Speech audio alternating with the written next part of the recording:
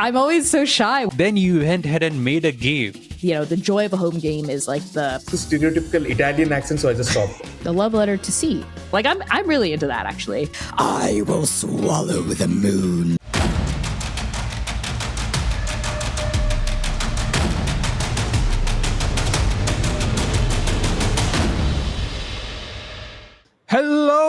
Hello, and welcome back to another episode of the Infinite Tavern podcast, season 3 with And guests. this is your favorite Anorak. And since I'm the editor, it's going to be cut. And well, season 3, episode 3. And for the letter C, we have Connie Chang. Hi, Connie. Hey, folks. Professional DM, Professor DM, if you know what I mean, and a game master, a writer, game designer, actual play performer, somebody who runs their own company. Connie, welcome to the channel. We are so excited to have you. That is one hell of Yeah, thanks so much for having me.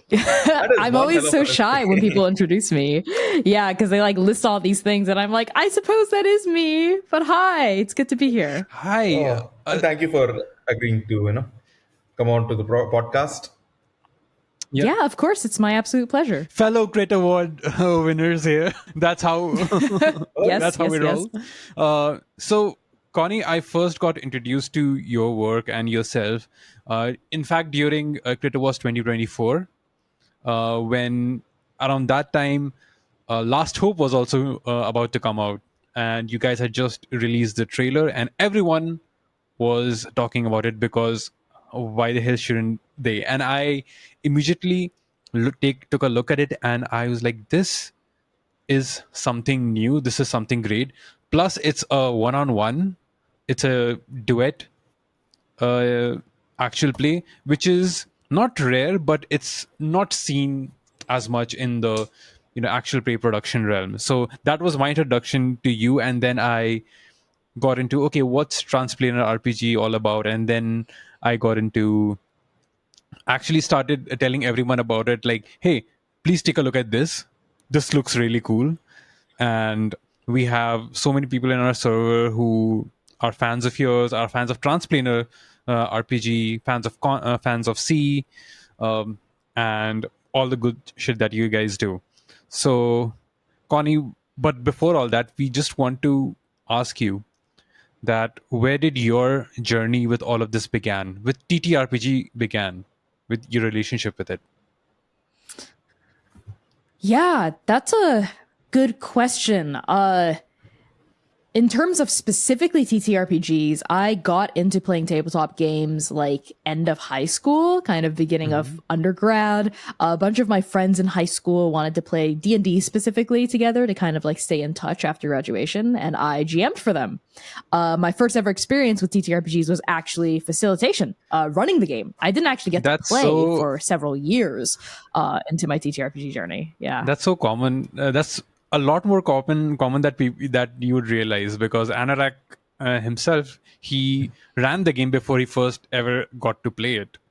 It is. Yeah, for sure. It's always easier to GM to get a group together than it is to just be a player, because then you get to be like, hey, I'll run it, and people will just feel, they'll feel more equipped to be able to just show up and play than having to like plan the game itself. Because, waiting around for a DM to come by it's going to take a very long time. Instead, you could just take it into your own hands. And honestly, it's better than playing for me. Yeah. There's an argument I enjoy both in very different ways, for sure. I think GMing for me, the pleasure of that comes a lot from building a world and building out themes and characters and a story that I tailor to my players. I tailor to my table. I see it very much as like an act of devotion and writing a love letter to each person at the table.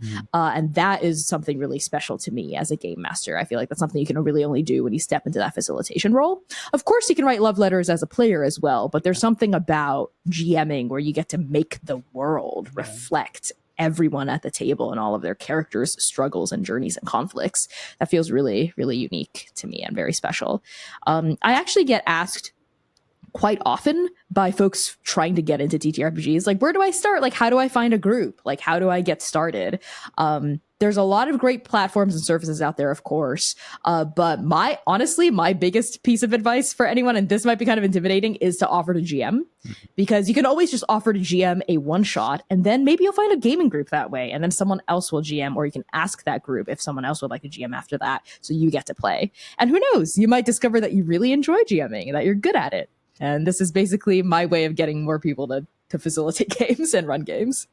And honestly, I just started a home game of a sci-fi home game ran with Savage Worlds, and I had never ran Savage Worlds before. I had never played Savage Worlds before, and I just took up the book and I just went through the rules, went through the quick start guide, went through all the cheat sheets basically that is available online to see how to actually run this game.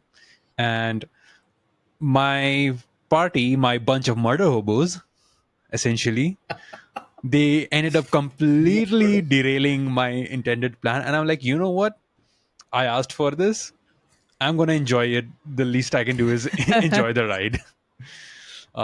Because the players also... Listen, I actually love it when my players go off the rails. Yeah, I very much... the way I run a home game is quite different from the way I run an actual play. There's a lot more like pacing, structure, intentional discussion about where we want the narrative to go in an actual play. Whereas in a home game, I find, the joy of a home game is like the collaborative discovery of lore, of secrets, of like creating a sandbox and really seeing what my players do, how, bringing in the mechanics a lot more often as a co-creator of the narrative. And to me, so much of the joy of GMing is building this, building this beautiful china shop and having my players be the bulls that run through it and destroy everything. Like I'm really into that, actually. Not necessarily from like a murder hobo point of view, but from a point of view where everyone is kind of like here to show up, have fun, buy into the world, be a part of the world, care about the story we're weaving together, and about, the emergent story that arises as well through interplay with the mechanics. And I think there's less pressure there in the home game as well. To just be like, to do essentially, to be yourself more, to be able to relax, to be vulnerable in that safe space essentially that you have created. So definitely. Yeah, for sure. And actual plays have this extra layer of the audience, of course, and you don't just have responsibility to yourself as the GM and the people at your table, but the people who might be watching your show too. So I've talked to like quite a few APGMs about this. Actually, I was speaking to Jeremy Cobb yesterday. We just did a recording. He's the game master for Three Black Halflings. We were talking about how sometimes in home games we feel like we can kind of go all out with a lot of like intense topics and content because we know our players in home games so well. Like we know exactly what their boundaries are in terms of safety. So we can kind of like go really hard and kind of do stuff that kind of wouldn't really fly for a public game because of so many varying degrees of comfort, considerations of like what is tasteful, what is ethical even to share with an audience. Whereas that's not really a concern in a home game as long as everyone at the table is having a good time. And so coming to now the actual part of actual plays, can you tell us the journey of where RPG, what was the inception for it? Because you started, I think, around the pandemic. Yeah. Because I think everything is like pre-pandemic and post-pandemic now.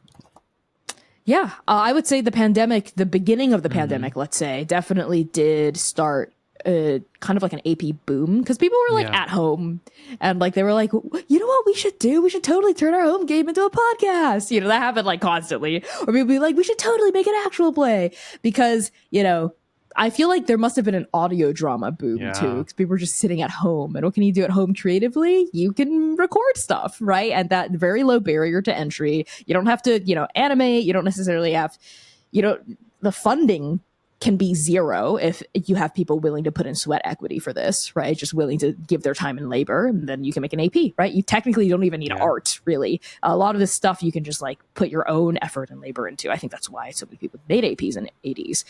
regardless, the beginning of Transplanar did also coincide with the beginning of the pandemic, but I had been wanting to start an actual play for some time. It just happened to come, the pandemic happened to occur, and I went, well, what better time than now? So we started Transplanar in June of 2020 because I knew we wanted to launch our show on Pride Month in the US. So kind of we were like working up to June. We had like a several months long casting process up until that point, and I tapped kind of local talent in the Minneapolis area, which is where C and I were living at the time. That's how we got the initial Second Stranger crew. Everyone there was Minnesota based. And we kind of got started with just 5 hot mics and a dream. Our production quality was not very good at all. We didn't really know what we were doing, but we did know that we wanted to tell a good story. And we did know that we wanted to tell stories about flawed characters, about themes of fate and choice, and that eventually naturally evolved into sharper, clearer themes, especially as we cut our teeth a little bit more as performers, and I sharpened my vision as the showrunner of the channel. But even from the very beginning, I knew I wanted to tell non-colonial, anti-Orientalist stories. I knew I wanted to center trans voices and voices of color. And I knew I wanted things to be like fundamentally, unapologetically, irrevocably queer and trans.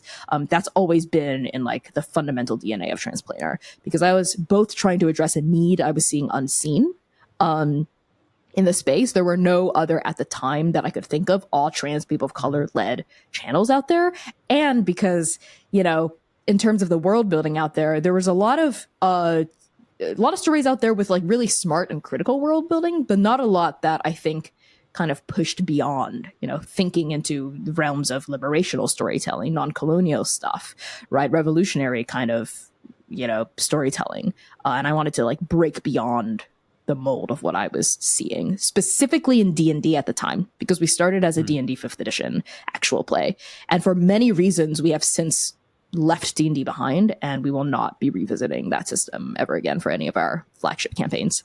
So when you talk about non-colonial, anti-Orientalist viewpoint to your to all of your campaigns, I know you have a Professor DM Professor Chang is in session kind of a series going on, and I watched a few of those. If you had to like summarize that in a few sentences, this is how we approach our world building when we talk about non-colonial and anti-Orientalist viewpoint of the world. How does one approach that? Because even with us, having been under colonial rule and having been under that kind of thing, some of our stories, because we're influenced by things like other fantasy novels and other fantasy things where there is a heavy theme of colonialism going on, but portrayed as something which is epic. So how does one sort of deconstruct that or move away from that? Yeah, I would say it starts with an understanding of what a colonialist framework looks like and what it accomplishes. For me, it's I used to kind of like start and stop the buck at defining non-colonial world building at like what this means for us is we just don't. First of all, very obviously, we don't have colonialism in our games, right? So there's no like colonial power in the story of the game exerting its force on other regions of our multiverse. We're not playing with direct one-to-one themes of supremacy or hegemony. So stuff like racism, homophobia, all the phobias and isms like transphobia, all that stuff, it's just not in our games. We just don't find them interesting to explore. We'd much rather explore different kinds of conflicts and build different types of worlds.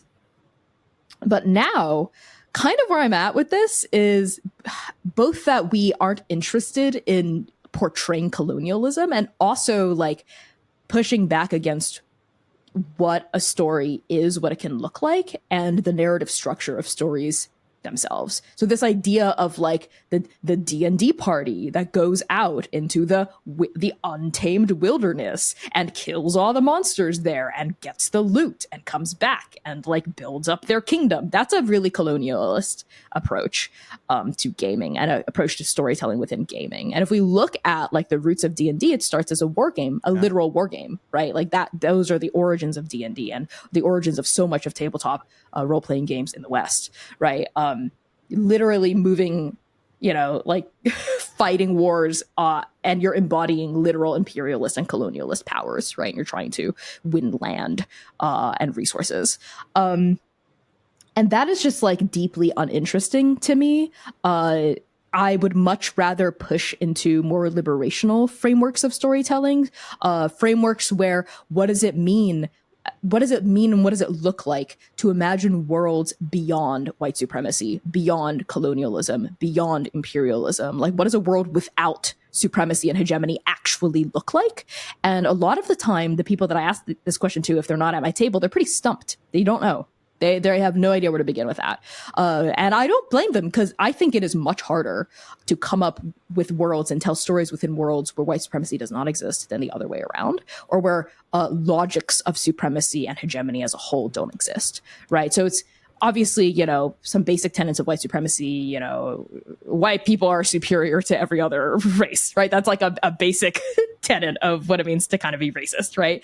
But it's more than that. It's this idea that there are groups of people whose biology determines their destiny. That is a supremacist mindset that is still rooted in white supremacy, right? There's this idea that your biology is your destiny. That's also transphobic, right? That's also very deeply sexist.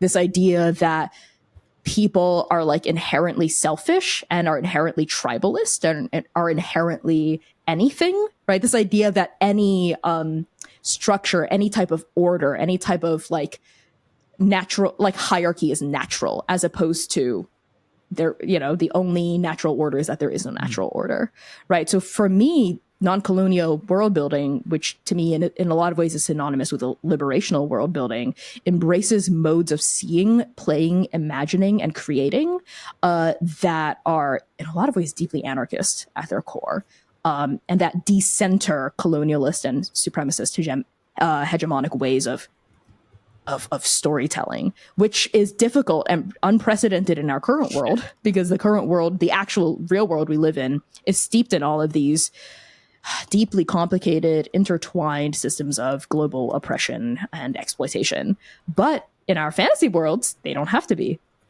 And in fact, I believe in play as a potential space for radical imagination. So when we radically imagine ways that the world could be, we then actually create pathways in the real world to achieve that. So if I'm able to imagine better ways of, for instance, holding members of our community accountable in my actual play, like in my TTRPGs, maybe we can then find ways to apply that in real life, right? Beyond carceral politics, right? Beyond Puritanism. Just as an example. Liberational world building, is that something that exists? Or if it does not exist, then like, coined by Connie Chang. I think we can call it that. Because I love that term. Liberational world building is actually, I think it's a very powerful terminology if that can be coined. Thank you. Yeah, I did come up with it, but it's, I think, a lot of my thought and a lot of both the theory and the praxis of liberational world building, what I think it means, I like thinking about it, I like deeply interrogating it, but I also like applying it in my artistic, creative, and like personal life.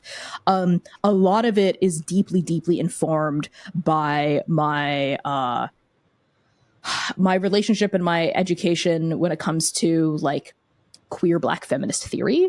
So I owe a lot of like my praxis and my theory to like the fundamental and foundational work by like Black theorists, Indigenous theorists, queer and trans theorists as well. So it definitely isn't like I came up with it by myself out of nowhere. Like it's definitely within the context of all of these other conversations happening in other marginalized communities. Specifically Black, Indigenous, trans, and queer ones. Raghav, were you going to say something? No, I am. I don't have anything to say at this point. Go on. I'm speechless. Uh, I mean, yeah. I mean, Welcome to Critical Race Theory 501. But you mentioned that you guys have moved away from D&D, essentially D&D, and you won't be revisiting that. Another guest of ours, Tejas, who has come up with, he's working on a system called Bludgeon, which is a tactical RPG focused on battle mechanics, and it's a crunchy based system. And one of the other things that he said that he really disliked about D&D was bioessentialism. And so, what are the other systems that you guys are exploring with your main campaigns or your side campaigns? Yeah, totally. So currently we are running, our current main campaign is called The Chaos Protocol, and it follows 3 doomed agents of an interplanar, secret interplanar agency that carries out the will of fate herself. So in each arc, we travel to a different plane of existence, but we follow the same 3 characters. So we play a different system for every arc, and we get like new art by a different artist for every arc, right? So there's like an arc where in arc 1, our characters went to the Wild Sea, and we used the Wild Sea by Mythworks, and we were sponsored by the Wild Sea, actually. Genuinely very cool system that I would revisit again for an AP or home game. The concept for that system is kind of like the players are all wild sailors who are basically like pirates, but instead of like an ocean made of salt water, this world is full of oceans of leaves and vegetation. So like green ocean that you sail like chainsaw ships on top of. So you're like cutting through the vegetation, or your ship looks like a big bug and it's like crawling on top of the leaves and stuff like that. It's genuinely very cool world building. And if you're concerned with themes of like deforestation and pollution and like the dominance of the natural world because of the idea of chainsaw ships, not to worry. The text is actually very intentional about unseating that and making it really clear that it's not about dominating the natural world, but like living in harmony with it. And in fact, the chainsaws like in the world itself don't do that much damage because the trees grow back like almost instantly. Like they're super, super alive. So that was arc 1. That was a ton of fun.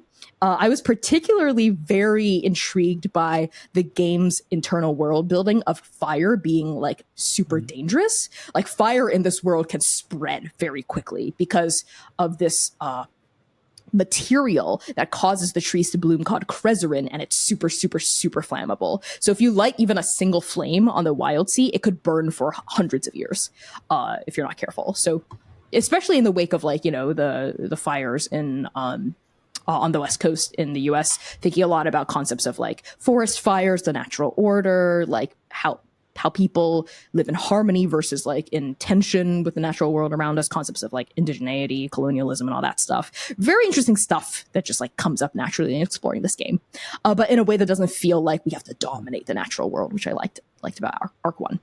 So we were wild sailors for Arc 1. Arc 2, we played City of Mist, which is published by Son of Oak Game Studios. The concept of City of Mist, which we definitely kind of took our liberties with, is that the players are basically like demigods, or rather they are myths embodied. So like a player character could be like the reincarnation of King Arthur, or the reincarnation of King Arthur's sword, Excalibur, or they could be the concept of like of vengeance itself, right? So you can embody a mythological story or like a theme or anything, basically.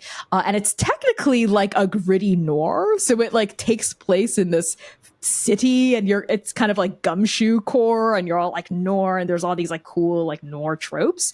But we took City of Mist and I kind of homebrewed it into City of Heaven. So instead of drawing on like noir tropes, we drew on xianxia, like Chinese fantasy tropes. And I set it instead of like in a mortal city, like that was kind of like gunky and full of crime and stuff like that. We set it in the City of Heaven, which is like a big, literal divine city populated by gods. So the players ended up playing cultivators. So these were like mortal characters trying to achieve godhood, which is a very, very common trope in Xianxia. It's cultivation fantasy is what it is. And currently, as of this recording, we are playing Arc 3. We are using Court of Blades. published by a couple of Drakes. It is a hack of Blades in the Dark, and Court of Blades is about like political maneuvering. It's set in this like fantastical Renaissance-esque kind of like Venetian city where there's a bunch of warring noble houses, and the player characters are basically like courtiers. Like they're members, they're retainers of like a noble house trying to curry favor for their for their nobility. But we changed it to Inferno. So Court of Blades turns into Court of Vampires, and the twist is it's set not in this like kind of like Italian inspired fantasy, but a Shanghai kind of meets New York City, like urban fantasy, supernatural. There's werewolves, there's vampires, all the players are vampires.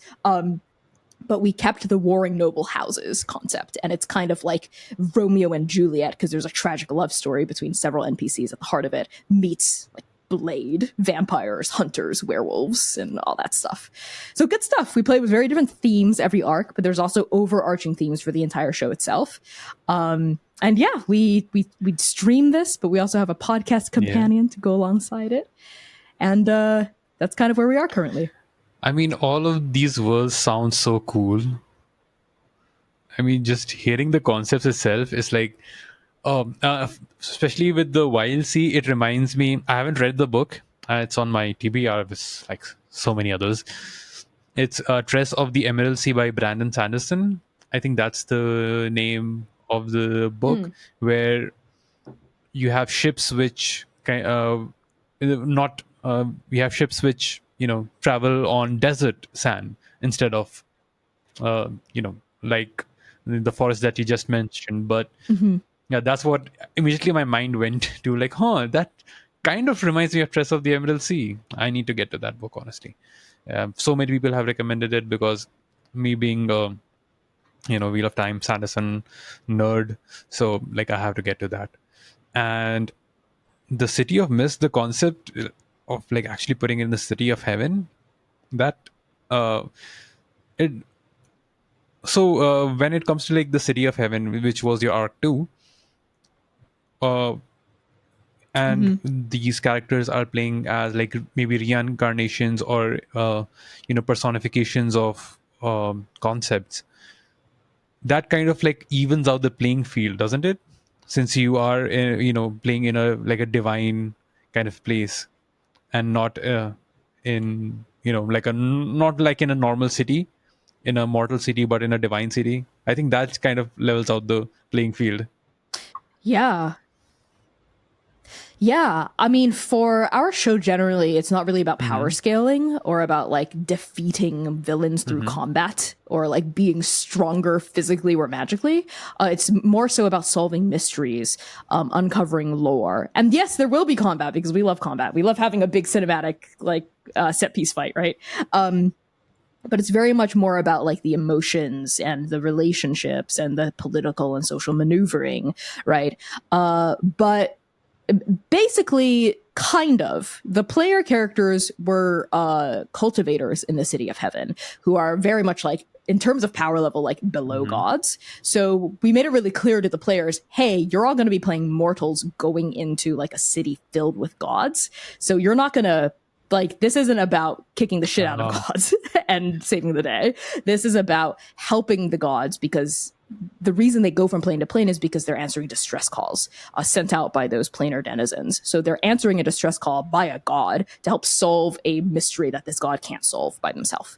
And as part of our non-colonial approach to storytelling and world building, actually, we make it really clear that, hey, you're not coming in as like saviors. You're not coming in as like outsiders or tourists, right? Coming in here like fixing everyone's problems for them. You're specifically coming here because you've been invited into this community, literally by a distress call, and because you will be putting your own necks on the line to deal with something that the actual like loco folk, like, they might lose more if they put their necks on the line. Like, they might lose a very important community leader or an elder or a very important figure. But you're coming in here, you're assuming that risk, right? So that's kind of how we're squaring the approach of like these outsiders going from like place to place to place, and also making it really clear that whenever they zap into the plane, they're not outsiders. They're a part of the world. Like, the magic of the syndicate that they serve, like, makes it so that they they assume a persona that makes them belong to that world. So they zap in as cultivators instead of as like these outside Men in Black agents, right? Or like they zap in as wild sailors who are a literal part of the world around them. And their magic also changes to make it so that they belong to the world, right? So for instance, we have a character that's like a gunslinger, right? His name's Zynon. He's like our ghostly gunslinger hunter guy. And whenever he zaps into a different world, like instead of like having a gun, he might have like a bow and arrow like he did in the City of Heaven, right? And this bow and arrow was tied to like the lore and the mythology of that plane. So we do a lot of work to actually make sure that the player characters are seated in the local community and that they're, we're very intentional about the way they interact with the NPCs there. And another tenet of our kind of non-colonial approach to this premise is the real heroes of every arc are the NPCs of that arc. So the players are just coming in and helping them with whatever problem they have. But we always work with like a guest player to be like a really important NPC, or I will play the NPC, as was in the case of Arc 2. So our friend Austin played the main important NPC in Arc 1, a literal princess, and she was the actual like savior of the world. The PCs just helped her get there, right? And in Arc 3, currently, we have Hamna Shahid playing a really important Arc NPC that I'm kind of playing their other side of. So, there's a lot of considerations that come into this, and very few of them are built around power scaling. But there is still some insofar as making sure that the PCs specifically aren't like super OP, and that the obstacles they have to face tend to be more powerful than them, so they have to figure out ways of overcoming them beyond just like muscling through them. So this is a good segue. Because you're talking about heavens, and you said, this thing is not about killing gods, but then you went ahead and made a game specifically about killing gods, which is Yep, sure did. You made a game about so you made a game about I think it's Aaron Voigt who said it, like in his video essay called "Justifying Deicide." Which I don't know if you have seen it or not. I did. I watched a little bit of it. I know C watched all of it, but I watched a little. I had time to watch a little bit of it. Yeah. Shout out to Aaron. He's a good fellow. So, what was the inception of actually you going ahead and writing that game? Well, it started with pretty much all of the way that all things in TTRPGs for me start, with a love letter. The love letter to C. The concept for Godkiller began as a story and world concept instead of a system concept. I wanted to GM a one-on-one campaign with C. At the time, this was like 2020, 2021, something like that, like 4 years ago at this point. And we were playing D&D. We were doing like a D&D one-on-one game, which is, I don't necessarily recommend. There's very, very many other systems out there that do the duet nature of one-on-one gaming much better. And we together came up with the concept of a god killer. We were like, oh, what if your player character was like the first and only mortal to ever kill a god? We came up with this cool idea where like, oh, what if we like started session 1 with you accidentally killing a god that you worshipped? And you were like, what the hell? How is this possible? And then like all of this shit happens. And I ran a few sessions of it in D&D, and we were like, this isn't working. D&D is actually not good for this concept at all, for like the themes we were trying to explore and like the place we wanted the story to go. It just wasn't the tool for us. So I was like, how hard can it be if I wrote a game for this? I was like, it'll take me like a few days. It did not. It took me a lot longer than that. I'm still writing it.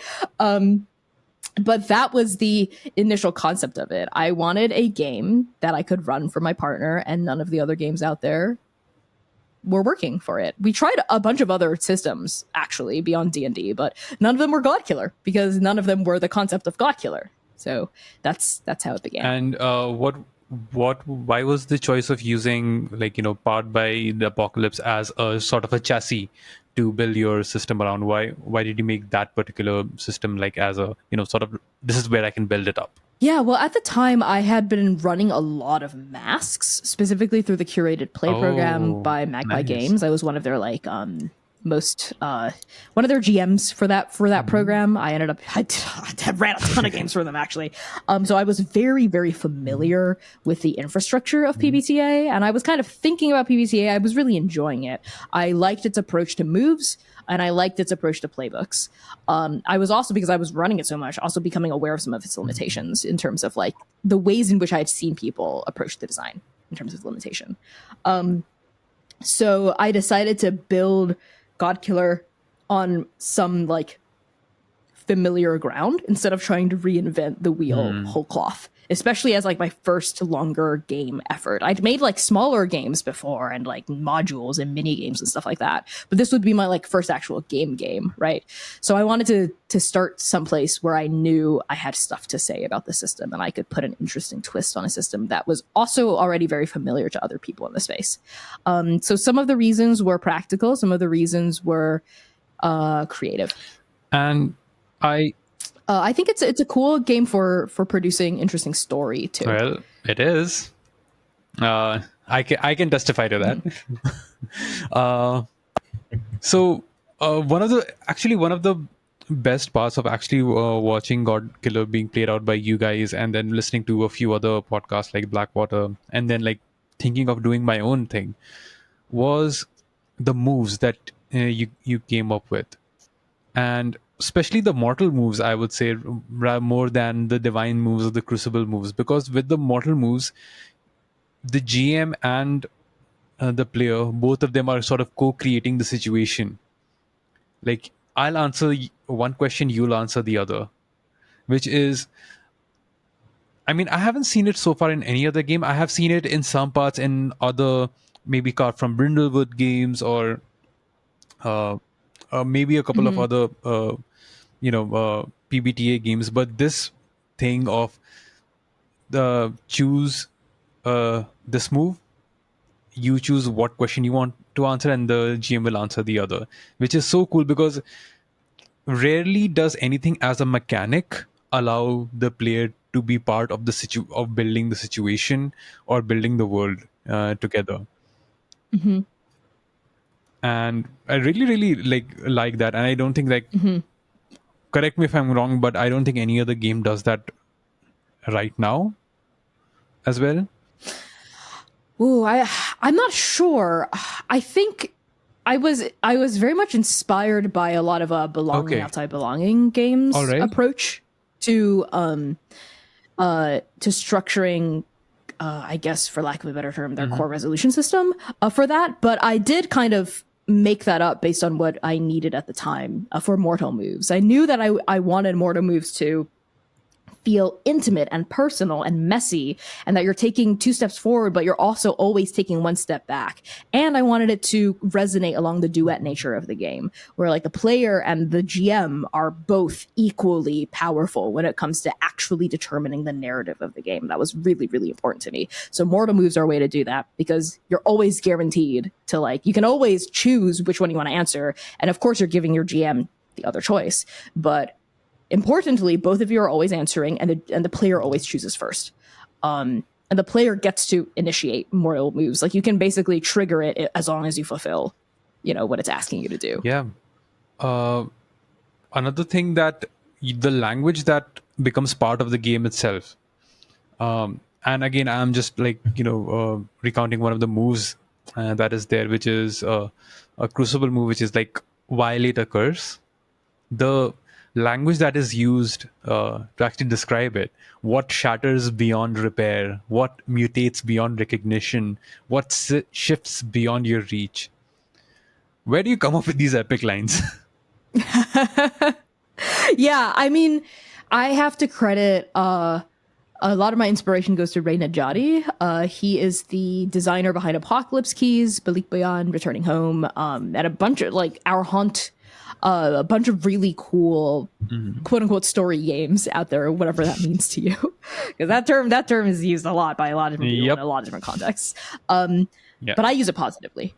And a lot of Ray's design work inspires me to go big with the language of the mechanics, like really go big. It's about vibes, and it's also about process and outcome, right? So what does it feel like to play this game? If you read that, what does it inspire you to think of, right? I always want my my writing and my ludic writing, I guess, my game writing to inspire the people who read it to come up with really interesting scenarios, right? Because there's a version of that move that instead of like what shatters beyond recognition, it can just be like what big thing breaks. Yep. It basically accomplishes the same thing, right? Like what big thing in the world is now ruined? Like that, that's another way that I could have phrased it, right? But all of the sentences, all of the specific moves, all of the word choices, the diction down to like every single word was chosen with intention and with purpose. And especially as of this recording now that I'm on the unenviable editing phase of the full game of Godkiller, these questions are becoming more and more and more pressing and relevant to me as I comb through the text and I flesh it out and I revisit a lot of the architecture of it and build it out to really provide even more tools for duet style play. We cannot wait for like the full game to come out, and I do not envy your position. I can totally understand the pressure must be mounting, but like we're wishing you all the best, and all our blessings are with you because we are fans. And Thank you. I appreciate that. I'm gonna need all the blessings I can get to knock this game out because it's kicking my ass. But that's just how it is. So So kill it. So, Connie, so with your world building and all that, right? So, what is the usual steps that you go through, the whole process that you go through while working on the world building, with the kind of worlds that you build? Yeah, that's a really big question, and it really depends on what I'm building it for. Because the way I approach world building is similar, but very importantly different in like a long-term AP versus like a one-shot. Versus like a long-term home game versus like a mini home game mini series or like a 3-shot 4-shot. But I'll talk in terms of long-term actual play because that's kind of my bread and butter right now. For me, the world building, it doesn't really matter where it starts. I think inspiration can start anywhere. It can come with a concept, it can come with a cool movie trope, it can come with a genre, it can come with a tone, it can come with a theme, anything, right? As long as I get something to start. For us, the Chaos Protocol, the world building for that started with an idea. A concept for the plot. It was very plot driven. I was like, and system driven too. We were like, we want to be able to play multiple systems. Like, what system are we going to do for our second campaign? And like, ultimately, we kind of cheated and we were like, we want to do all of them. Like, we don't want to have to pick. So the idea of like the campaign was kind of born both from our desire to try new systems and because, we kind of went back to our roots after the Second Stranger, after our first campaign. We were like, our channel is called Transplanar.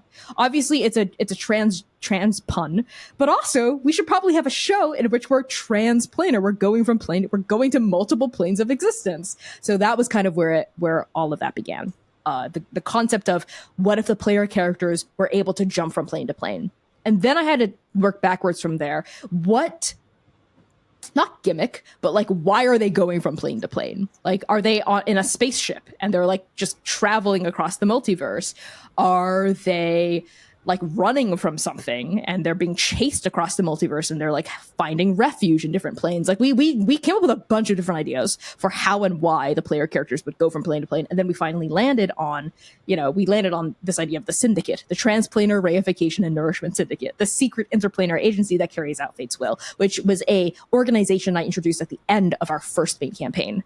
And we kind of, that was always kind of our idea that we knew we wanted to do, but you never go with your first idea. You always come up with one idea and then you come up with a bunch of others. And sometimes your first idea is your best idea, but you have to explore the other potential ideas, in my opinion, because you just got to do that as part of your creative process to make sure that you're like going down the list.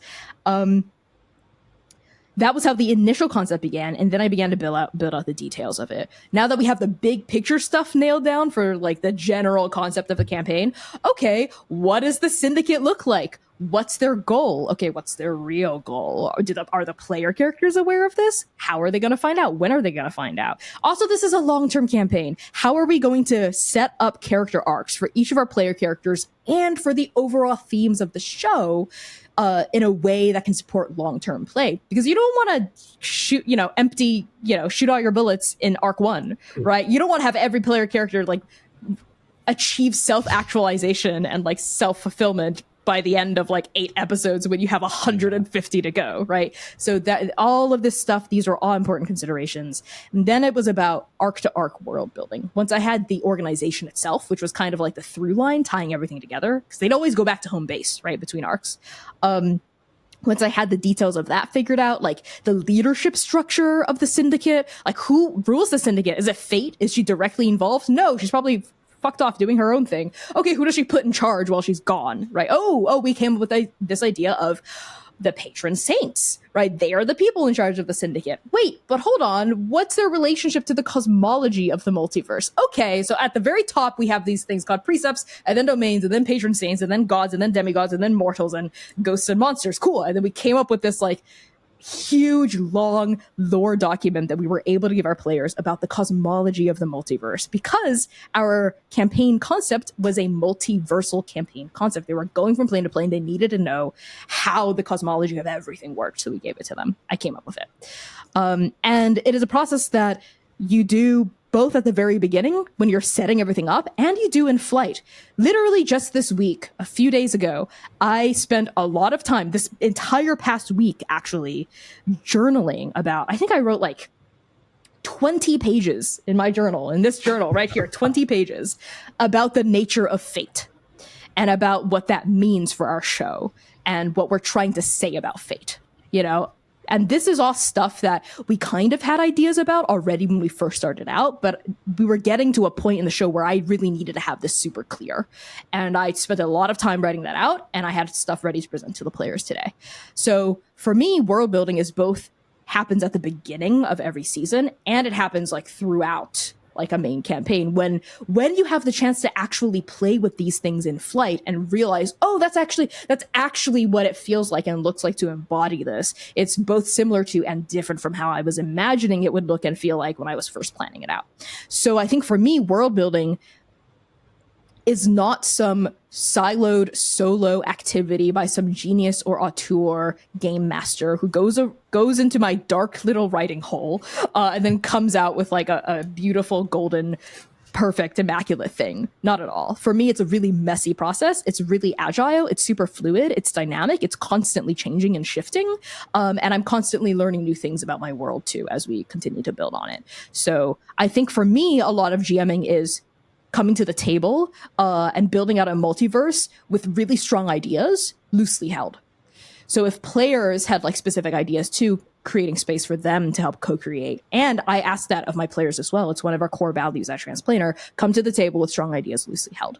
So like if you have a really strong idea about how you think as a player the story should go, or like, oh, I really think XYZ about the plot. Like, yeah, definitely have those theories, but also be open to like being flexible with how you execute on your theories and execute on your plans for your character in a way that is, you know, that can meld with everyone else's desires at the table. Did you ever hear you were presenting an idea, the player interpreted it in a different way, and you went, you know what, that's actually way cooler than what I had came up with? I've definitely presented situations and conflicts to players, and I had no idea how they were gonna like claw their way out of it. I'd be like, okay, I'm gonna drop you into the middle of this like monster fighting pit. All the odds are stacked against you. You can't escape. Go. And I'd be like, I don't know how you're gonna survive this, but they somehow figure out a way to do it anyway.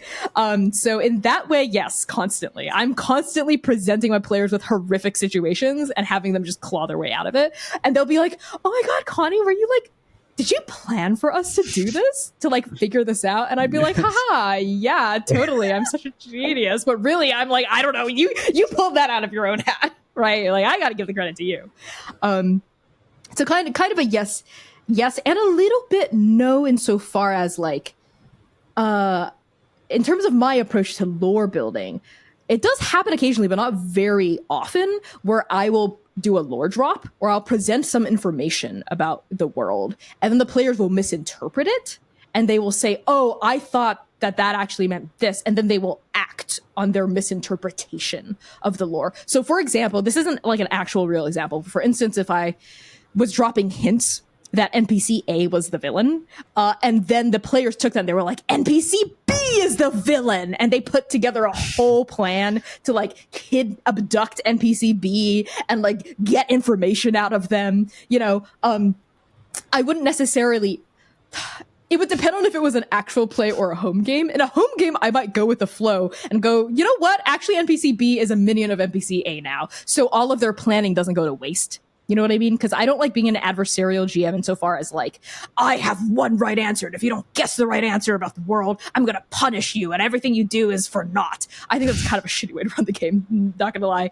But if it were for an actual play, where it was actually really important that NPC B is not the antagonist, and it was really just a miscommunication, or I was maybe conveying my hints in a way that I thought was clear but actually wasn't, that's why we have C, who's our dramaturg, who, after the session would be like, okay, folks, we actually need to like calibrate because it's really important that NPC B is not the villain. Maybe we re-record that segment, right? Or I could even like stop the recording and go, hey, actually above the table, that's kind of the wrong path to go down. I'm just going to let y'all know so we don't like waste each other's time. They'll be like, okay, cool. And we'll rewind and like redo it, right? Without spoiling who the real villain is, having them discover it in character, right? And at the table.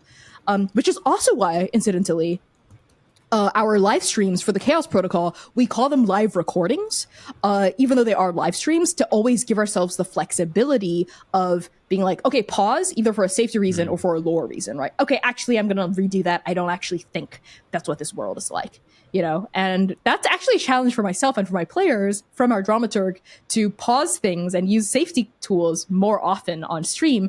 Oftentimes we don't use them because we don't feel like we need to, but we can even use them for little things like, actually, I want to retake that line again. Or like, ooh, actually, can we redo that scene? Because I don't love how I play my character in that. Technically, all of our players are allowed to and encouraged to do so, even during stream. It can just feel a little bit more intimidating when there's like a live audience you're like, we're all theater kids, so we all have this mentality of like the show must go on even if someone like messes up a line or something.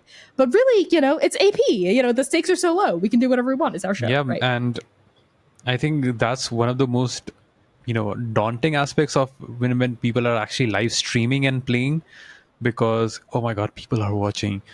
What if I don't say the epic line the way I intended to, and it just came out as like me coming off as like a crybaby instead of somebody who's doing a war cry. Because that can happen, which is another thing, which is actually a very good segue to what I was going to ask next. Ask Nest, who's Nest? We'll find out in the next episode. But with every AP of Transplanar that I've seen, including Chaos Protocol, and then Last Hope, which was your first in-studio production, one of your episodes, we find Sam going to meet Fate, which was like a sudden cutaway. And immediately, like I read the reaction on the chat, like everyone was like, huh? You can do that in an actual play? It cuts away to an actual live in studio kind of a recording where you and Sam are talking. So what are your ideas when it comes to, we can approach it maybe in a different way, maybe in a different scenario. Like even with Last Hope, for one episode, C is not there. And like with Chaos Protocol, you do a cutaway. I feel like those are really good cinematic techniques, but how can other actual play studios actually kind of not learn from it, but maybe get inspired to explore more in terms of this is what actual play production can be? I think absolutely. I think that's a really, really salient observation, a really good point. And honestly, like the more you do this, the more you realize like there are no rules. Everything's made up. Our worlds, our stories, the rules, they're fucking made up. There's no rules. You can do whatever you want.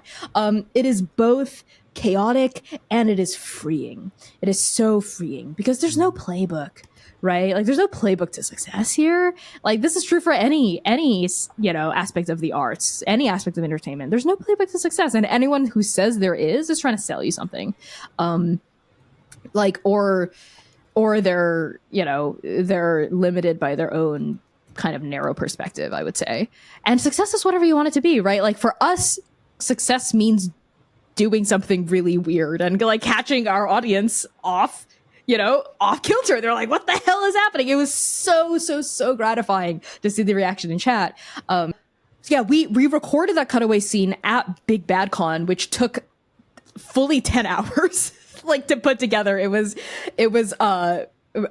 really fun, though. It was really fun, and it was something that C actually came up with the idea for. So I have to actually be like super honest about where all of our cool ideas come from. Like 99% of them are from C, and they would say if they were here, they'd say, "No, it's a team effort. It's collaborative. Like both of us do it," which is true. But they are truly like. Their brain is massive, and they come up with stuff that leaves my jaw hanging and open like constantly. But the thing about that is they're not a GM. They don't like to GM. They don't like to facilitate. So they'll come up with a bunch of ideas, and they will have the tech and labor capacity to do it. So if they'll be like, "Oh, I'd love for you to like." I came up with this cool idea of like recording like an in-studio scene for this episode. And I know that I'd be able to handle that production wise. Right. So a lot of it, my advice would be really shoot for the moon for sure. Like come up with these huge, big ideas. Yes, go for it. Break the form, try new things, but also be aware of your own personal capacity and the capacity of your team. So like maybe you really, really want to do like a I don't know, Blair Witch Project-esque found footage AP, where you ask your players to like record like found footage in their own woods, right? But then it's like I don't know. I just came up with that on the spot. That's kind of cool. I might do that for like a horror. Yeah, AP or it whatever. is cool. But then you have to like think about, okay, what am I asking my players to do? Does everyone have the tech to do this? Like, does everyone kind of have the cinematography know-how to do this? Like, what are the limitations of what we can do? And then like fit your vision within the limitations of your production, right? But always have that big vision first, because you can always pare something down. It's always easier to do that than try to expand something small into something bigger, in my opinion. But yeah, there's just no rules here, man. There are no rules. The rules are what you say they are. They really are, and that is super liberating. Yeah, all words are made up. Yeah, they sure are. Just a random. For those who are interested in editing, this was take 2 because our recording stopped, and that's how you do it. Yeah, I know. Like I was saying, so I am currently creating my own AP channel on YouTube. It's called Adventures from the Almanac, and I'm running the first actual play, 7 episodes of an alternate reality in Lord of the Rings, where Sauron actually gets the ring. And we recorded it like 2 weeks ago, the first episode, and it was so choppy. The audio was not good, the video was not good. And the second time, it was all good, but everyone else's video was not. Like, no one was able to stay on for like more than 5 minutes. And the third time when we were about to record, one of the players dropped off. So it's still in production hell at this point. Yeah, tech is one of the biggest like hurdles in remote production. I would say, yeah. Like this podcast, where we are being kicked off and recording is stopping. Yeah. Anyway, Connie, about your first in-studio production of Last Hope, how did you guys like approach it, or whose idea was it? Or I mean, like, see, I know that C is your biggest fan and you're C's biggest fan, I know. But what was the thought behind going into making it a full studio production? And the production design, first of all, is like one of the best. Everybody knows about it. But what was the inception for that like? Oh, well, we knew that we wanted to do an in-studio show. That's kind of where all of this started. So we were like, okay, what is the show going to be? Like, how many people? What's the system? What's the vibe? How many episodes? Like, we started with a lot of production questions, first of all. And we kind of winnowed it down to, you know what? We really want our first ever in-studio venture to be just you and me, to be a duet game. Because, you know, C and I, we are kind of, we are Transplanar, right? Like, it's the two of us. It's also the rest of our cast for sure. But, like, we're the decision makers basically of the channel. So we wanted to highlight, you know, this is Transplanar. It's two really gay people being super gay about each other, and that's the Transplanar experience. We also knew pretty early on that we wanted it to be God Killer, right? We wanted our in studio concept to be God Killer. It was either going to be God Killer or Chaos, and budget wise, we were like, it's you know, it's got to be God Killer because there's fewer cast members and we don't have to worry about airfare, putting people up, stuff like that. And then from there on, it was just, you know, we had to think about the concept for like, what kind of God Killer show? Are we going to do a sequel to First Blood? Are we going to make a brand new God Killer show? Are we going to set this God Killer show in a pre-existing world in Chaos? And that was ultimately what we landed on, because the world of Last Hope is the same as the world of the City of Mist in Arc 2. But you don't need to have watched Chaos or that arc to understand what's happening in Last Hope. It's a standalone. So that's kind of where we landed on. And a lot of the production design flowed from me initially, a lot of my ideas. Drawing on my Chinese heritage, right? I knew I wanted it to look and feel Chinese. And a lot of the specific objects that I brought, like the lanterns, the Go board, I had the idea pretty early on that I was like, wouldn't it be cool if we had like a narrative battle map, but instead of a battle map, it was a Go board, because it's a Chinese game. That's kind of where it came from. A lot of ideas for the objects. And then pretty early on, we had to find a director, like the person that would like make this for us, the person who would bring the cameras and like shoot the thing, because we can't do that. That's not what we do. So we were able to find Ryan through a connection with, actually, Ned Donovan is the guy that connected us. Knew Ryan was based out here in the East Coast. Nice. We knew we needed someone local, because we were like, we're not going to fly to like LA or New York or Chicago or Atlanta to record this. Like, that just seems like, honestly, like an unnecessary spend. Though we did do a lot of research in looking at studios. Like, I spoke to a lot of AP studios, like in all of these cities, in LA, in Atlanta, in Chicago, in New York. There are basically no AP studios in the city that I'm in on the East Coast. So we looked at a bunch of spaces that we could rent, that we could set up for, right? And we were able to find one and work with Ryan Jabot, our director, who's amazing guy, amazing cinematographer too. And it kind of flowed from there. It was Ryan's idea for the fog machine, which is why everything looks really cool and misty sometimes. That was our director's idea. We went, hell yeah, that looks great. Okay. He was just like, I think there's room in the budget for a fog machine. We were like, okay. And he just showed up to set with it. And we went, actually, this is really cool. So we rolled with it. You know, a lot of the costuming, the Hanfu, for instance, and like the glasses chain, the earrings, these are all anniversary, Christmas, and or birthday gifts that C had gotten me just to get me. So we were like, this would actually just make a lot of sense for the show. So that's how we ended up styling, for myself anyway. And the minis, we knew pretty early on in terms of the funding for it that, you know, we spoke to Hero Forge. We were like, hey, Hero Forge, you've worked with us before. Can you throw us some money and we'll feature your minis? So that's how that kind of shook out, which is really good. And yeah, a lot of the production stuff, that was where it came from. In terms of the story, that was a super, super, super collaborative effort between C and me. Like, it started with the character. It started with the main character, Litany. We were like, okay, what are we trying to say about the God Killer here?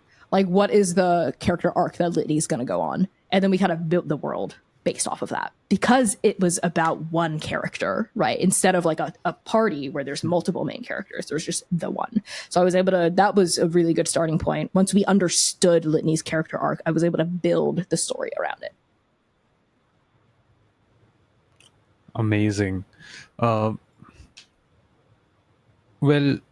one of the things that, again, we're nearing the end of the recording. So after this, we'll let you go back to working on God Killer, because you have a task, a major task in front of you. But just a few last few questions for you. As an evil DM, which you are famously known in your community and on social media as both Anarak and I are also have been known by our players as he's the evil DM.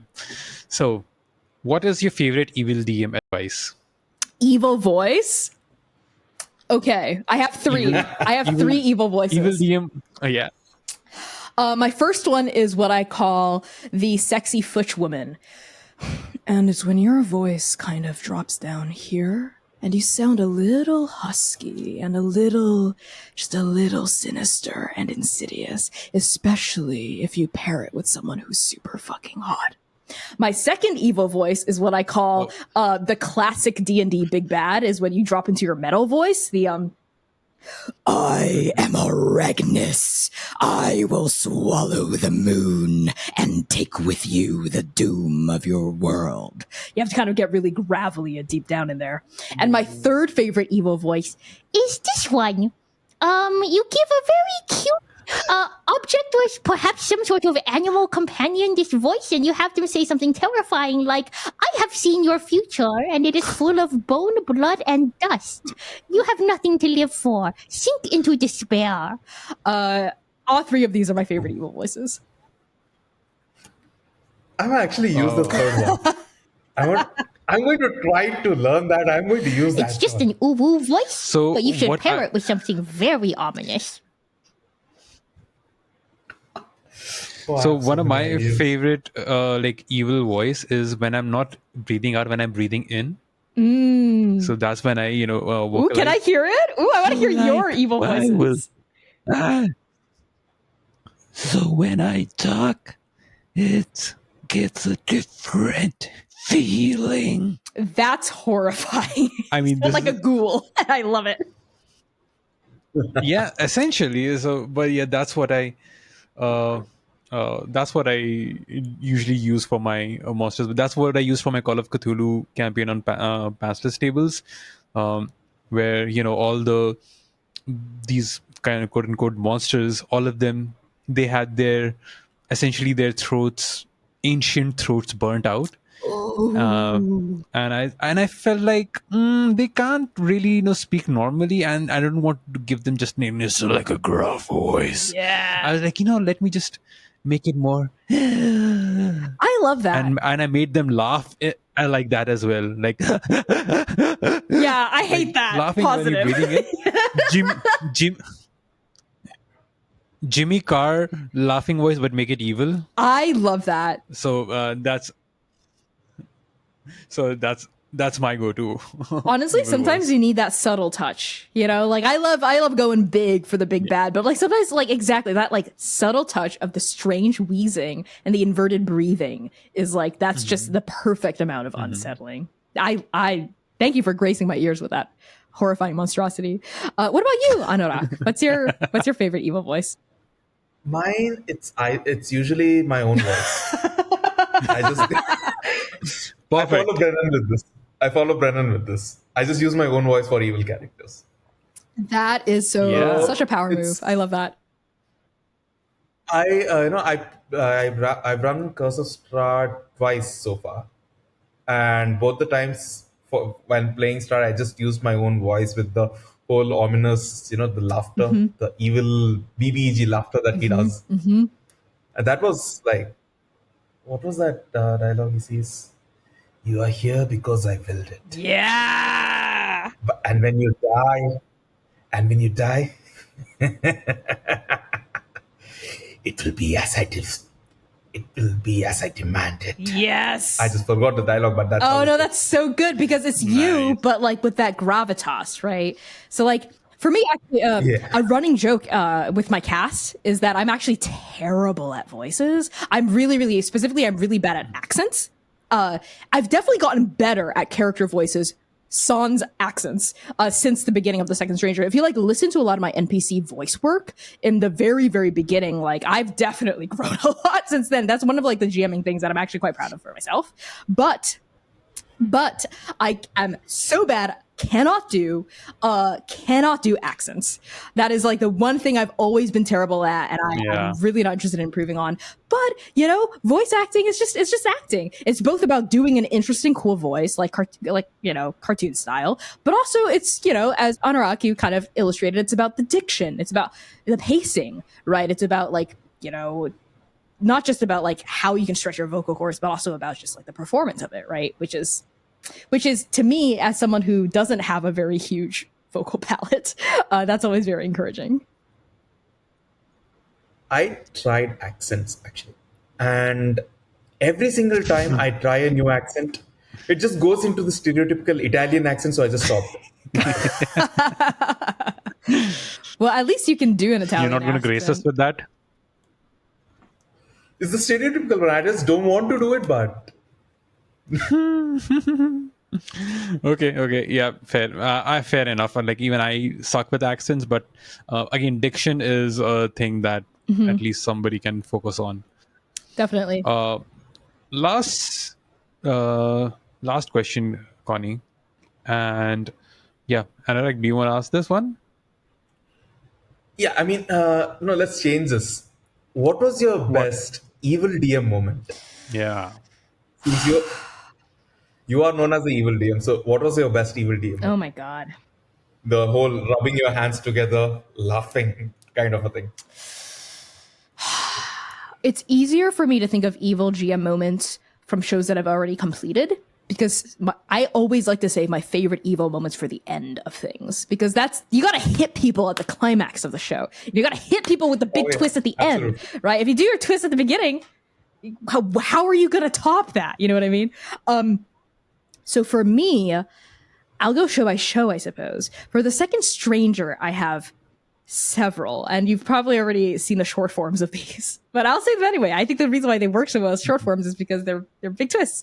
One is when half of my D&D party had gone down basically to the bottom of the world. They had to go down to the very bottom of the world, down through this chasm that was thousands of miles deep, in order to do a plot thing. So when they reached the bottom of the world, no one had ever been this deep before in the history of this world. They didn't know what they were going to find. They were like, what the fuck's going to be at the bottom here? We have to go down here. We were told to go down here to save the world. They get down there. It's completely empty. It's just pure blackness at the end. Except at the very bottom, lying face down on the ground, is a door. Just a simple wooden door that looks exactly like the door to the home of a beloved NPC that they've been traveling with. That's literally in their party right now. So everyone in the party was like, what is going on here? They looked at the NPC. They were like, why is your door here? What is happening? And the person was like, I don't know. I literally have no idea why this is here. And, at this point, D&D, they have really high insights. They can check for honesty or whatever. And this NPC was telling the fucking truth. So they open the door, they go through, and the world kind of flips around. They entered a mirror dimension, and they surface up into this empty world. And it's here that they have a big boss fight at the end of this arc. Which leads me to the other evil GM moment, also in this campaign, also literally later in the scene after they surface up into this mirror dimension. The NPC they were traveling with this entire time, a very important part, but rather understated part of their character design, is that they always wear glasses. I've just, they just have glasses. No other reason. They just have glasses on.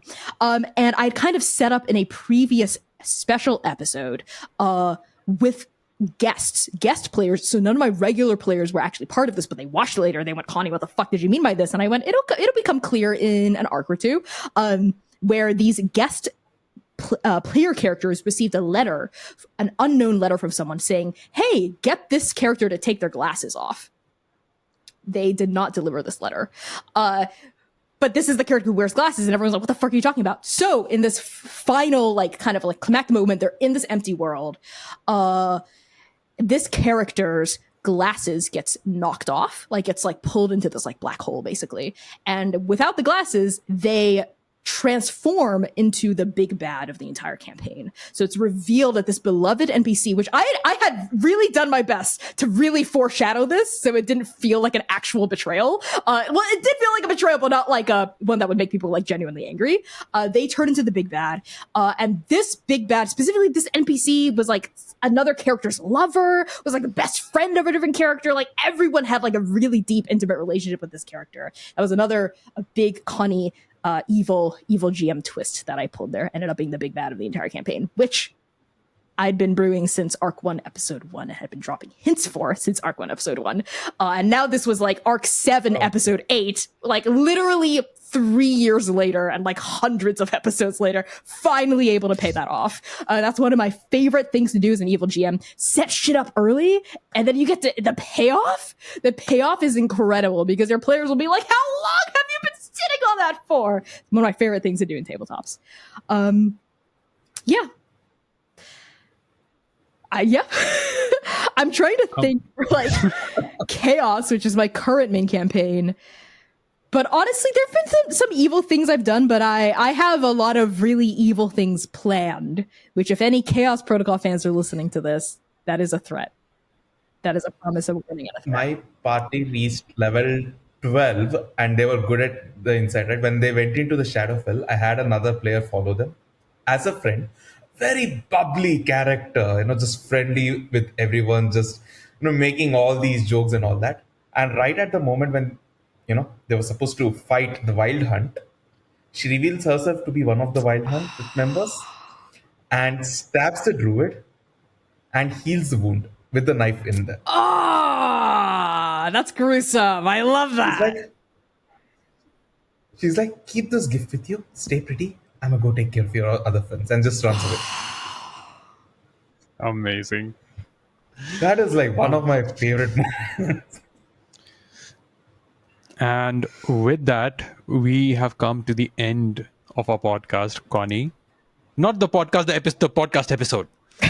Why are you doing this all the time? The end of your podcast is here. And the evil GM Still have has arrived too. B through Z to get to. So, Connie, thank you so much for talking to us on this podcast. God Killer, Chef's Kiss. I encourage anyone out there to, just give it a try. It's so good. It's really, really good. Thank you for that. You have to be like the fans of our own product, Of course, 100%. You got to be your own biggest fan. All right. And for anyone who's interested in all of Connie's work, you can find them by Connie Chang on Itch, on Blue Sky, and you can find all of Transplanar's work. Just Google TransplanarRPG. It's a pretty simple word. It's an amazing word, and they have an amazing world out there for you to watch. And stay tuned for the next episode. This was the letter C. You cannot imagine what letter will come up with next. Imagine, until next time, may all your rolls be great.